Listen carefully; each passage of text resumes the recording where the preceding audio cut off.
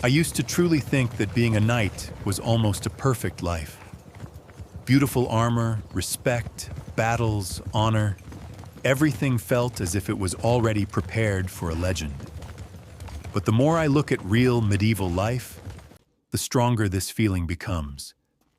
The legend was for songs, while everyday life was for survival. And if you remove the music, leaving only the sound of footsteps on wet stone, the creaking of straps, and heavy breathing under iron, the romance disappears quickly. The simplest observation is this: a knight almost always lived not like a hero, but like a person who is constantly being called somewhere and from whom something is constantly expected. A knight was expensive, very expensive. Armor was not one shiny object, but a whole set of parts that had to be fitted, replaced, repaired. A good horse could cost more than an ordinary person would see in a lifetime.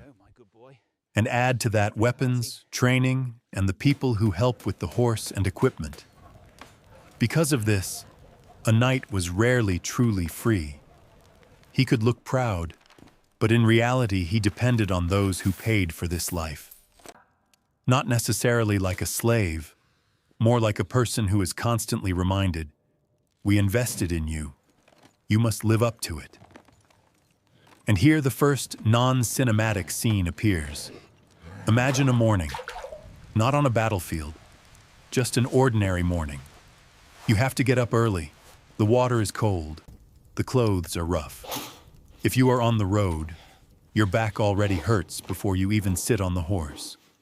And around you are not beautiful halls with torches, but dampness, smoke, the smell of horse sweat and wet wool. Yes, the armor is beautiful, but if you look through the eyes of the person wearing it, it is not decoration. It is weight, heaviness, heat, pressure on the shoulders, straps cutting into the body, under the iron, layers of fabric and padding. Otherwise, the metal would rub the skin to blood. In movies, a knight puts on armor in a minute and walks out confident. In life, everything is different. You are tightened with straps. You move carefully. You check the fastenings. You hope that nothing breaks at the worst possible moment. Because a small failure is not just uncomfortable, it can become the cause of death. And equipment also means constant maintenance. Metal must be cleaned and dried. Moisture is the enemy. Rust appears quickly. Leather straps crack. The lining absorbs sweat and smells. And you know, if you ignore the care today, tomorrow it will fail you. Now about the road. People often imagine that a knight is either fighting or celebrating all the time. But in reality, a lot of time was spent simply traveling, escorting a convoy, guarding a messenger, riding across lands, standing watch, taking part in small conflicts that no one would call a great war. And this is one of the strongest disappointments. Knightly life was often boring. Not safe, specifically boring. Days when you simply ride, swallow dust, or get soaked in rain, thinking about food and where you will sleep. And the longer the road, the less adventure there is in it. Sleep was a separate story. There were not always castles. And even when there was a castle, it did not mean warm and cozy. Stone holds cold. There might be a hearth in the hall, but smoke often drifted under the ceiling and burned the eyes. Sometimes they slept on straw, sometimes directly in clothes, sometimes in a way that you wake up not from an alarm, but because your whole body has gone numb. There are things that beautiful versions do not like to show. Parasites, lice, fleas, bedbugs. Not only the poor, everyone had them. You could be richly dressed and still scratch at night, whispering curses because other people were sleeping nearby. We are used to thinking that danger is a sword or a spear, but very often danger was in small things. a scratch that becomes infected, a tooth that starts to rot, a cold that turns into fever, and all of this without certainty that anyone could truly help. Now, about fear in battle. Knights were considered the best fighters, and that means a simple thing. In dangerous moments, they ended up at the front. Not always by their own choice, sometimes because that was how it was supposed to be. And battle was rarely beautiful. It was loud, dirty, and sudden. You do not stand in a pose. You try to stay on your feet so you are not knocked down, dragged away, or trampled. You hear screams, feel impacts, feel how breathing becomes heavy under armor. The most frightening thing is to fall. On your feet, you can still fight. On the ground, in a crush, in heavy armor, your chances drop sharply. Horses can trample you. Someone can finish you off. And even if you are not killed immediately, a wound can catch up later. And at the same time, not only fear of death presses from above, but fear of shame. Honor is a beautiful word, but in life it was heavy. A knight was expected not to retreat, not to show weakness, to be as he should be. Sometimes it looked like this. The person inside already understands that he has no strength left, that he is tired, that he is afraid, but he still moves forward. Because if he does not, people may stop respecting him. And respect back then was not just an opinion. It was safety, position, future. And one more thing, changes of power. Today you stand beside a strong lord, and life feels stable. Tomorrow he has problems, and everyone around becomes cautious. The day after tomorrow, he loses, and no one promises that you will not be blamed along with him. A knight could find himself in a position where his loyalty becomes dangerous, and then the choice was often between bad options, not a right one. And finally, captivity. There is a harsh detail. Knights were sometimes taken alive on purpose, not out of mercy, because a ransom could be paid for them. Which means that on the most ordinary day, you could be knocked from your horse, tied up, taken away, and then wait to see whether someone would pay for you. For weeks, for months, in cold, in tight spaces, with poor food. And in that moment, the legend disappears completely. What remains is simply a person, tired, hungry, angry, frightened. Someone who suddenly realizes that his life may be decided not by a sword, but by a purse. If you remove the beautiful words, the picture becomes simple. Knightly life was rarely comfortable and almost never calm. There were many expectations, much hard work, much risk, and very little of that shining feeling we are used to seeing in stories. And then begins the part that usually breaks the image even more. What an ordinary day of a knight looked like. What he ate, how he dealt with wounds, how his belongings smelled, and why even in a rich castle a person could feel as if he was constantly living on the edge of exhaustion. Imagine a person who seems to have done everything right. He served, kept his word, did not retreat, endured, and then the world around him changes, and suddenly it turns out that he was standing in the wrong place.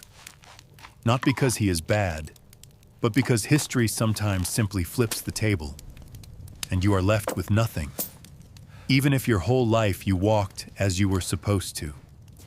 The most surprising thing, many knights were not rich at all. Yes, there were great lords, families with castles and vast lands. But next to them were dozens and hundreds of knights whose lands were small, incomes modest, and expenses rigid and unavoidable. Such a knight could have a small plot, a couple of villages, some duties, some income in grain or coin. From the outside, it seems, he's a knight, so he has everything. But in reality, he often lived on a thin edge. Will there be enough to feed the horses, enough to repair the equipment, enough for the people without whom he physically cannot look like a knight? Armor had to be repaired, horses had to be fed, weapons had to be renewed.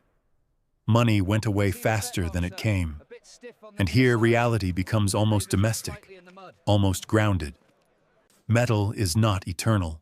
Straps tear, rivets loosen. The lining rips, absorbs sweat, rots, begins to smell so strongly that it is impossible not to notice. A horse is not a machine. It eats every day, it gets sick, it can break a leg. And if you have one good horse, you live with a constant fear of losing it. Because to lose a horse is like losing half of yourself. Sometimes a knight could save money on everything that was not visible. Wear already worn clothes under the armor. Deny himself proper food. Delay repairs. And all this until the first moment when he needs to look worthy. Because appearance for a knight was not a whim, but almost a sign of belonging to his circle. Even tournaments, which we imagine as a celebration, were a risky chance to earn. One mistake, and everything you have could disappear.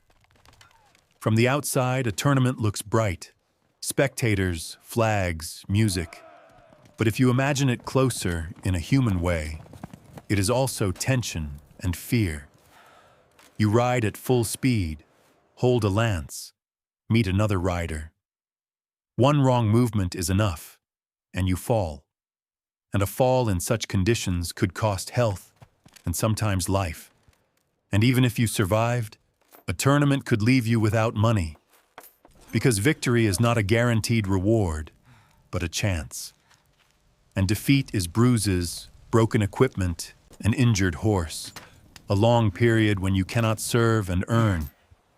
Sometimes after a failure, a knight could go home and lie for a week, feeling how his whole body hurts, and realizing that now he also has to repair what he already had no money for. Over time, you begin to understand. The image of a knight that we see today is a filtered version of reality. We remember the shine of metal, but forget the weight of that metal. We hear the word honor, but rarely think about how much pressure it carried. Because honor is not only beautiful words, it is constant inner control.